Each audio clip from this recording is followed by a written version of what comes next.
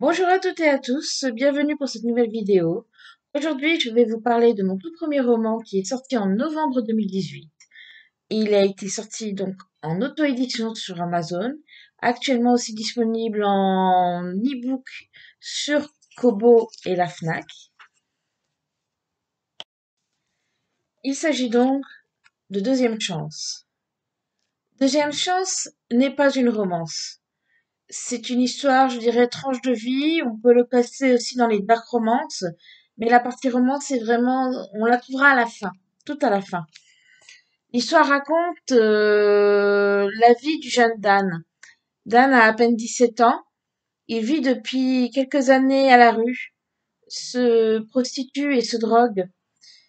Il a échappé à un passé douloureux dont son père est à l'origine. Et donc pour subvenir à la rue, il n'a pas d'autre choix donc que la prostitution. Et comme beaucoup de jeunes qui sont à la rue, qui sont complètement perdus, ils se droguent. La drogue, pourquoi? Pour oublier. Simplement pour oublier à quel point il est tombé bas. Il est tombé bas dans la société, qu'il n'est rien. Il n'a plus confiance en personne parce qu'ils sont son passé, la vie qu'il a eue dans le passé a détruit cette confiance aux gens. Donc il ne fait confiance en personne, à part ses deux amis, Cody et Yann. Et donc on commence le roman avec les trois garçons qui traînent dans une impasse et qui regardent les gens passer tout en fumant un joint et en se disant que ils ont plus d'argent. Va falloir qu'il y en a un qui aille faire le tapin pour gagner un peu de fric pour la drogue. Voilà. Pour y arriver, bien sûr, pour faire ça, il joue un simple jeu, que ce soit la courte paille, le fameux pierre-feuille-ciseaux. Enfin voilà. Il tire au sort à chaque fois qui sera le gagnant. Dan, c'est plus ou moins habitué à la procession. Il n'aime pas ça, mais c'est qu'il n'a pas d'autre choix.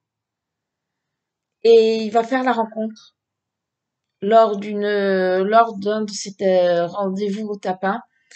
Il va faire la rencontre de Luc. Luc, c'est un éducateur. Il vient d'un centre de réinsertion. Il mène un programme qui permet aux jeunes qui sont vraiment descendus, qui ont connu l'enfer, à se réinsérer dans la vie, à pouvoir s'en sortir. Donc, Luc va en quelque sorte appâter Dan, et donc Dan va se faire arrêter. Et il va avoir le choix entre aller en prison ou accepter cette deuxième chance. Alors, il est pas con non plus. Il sait que s'il va en prison, en sortir, ça va être très difficile.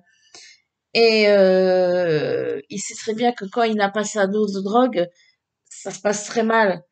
Donc pour lui, la seule solution, c'est de partir dans ce fameux centre et trouver une fois sur place une solution pour s'échapper. Donc voilà à peu près le tout début de l'histoire.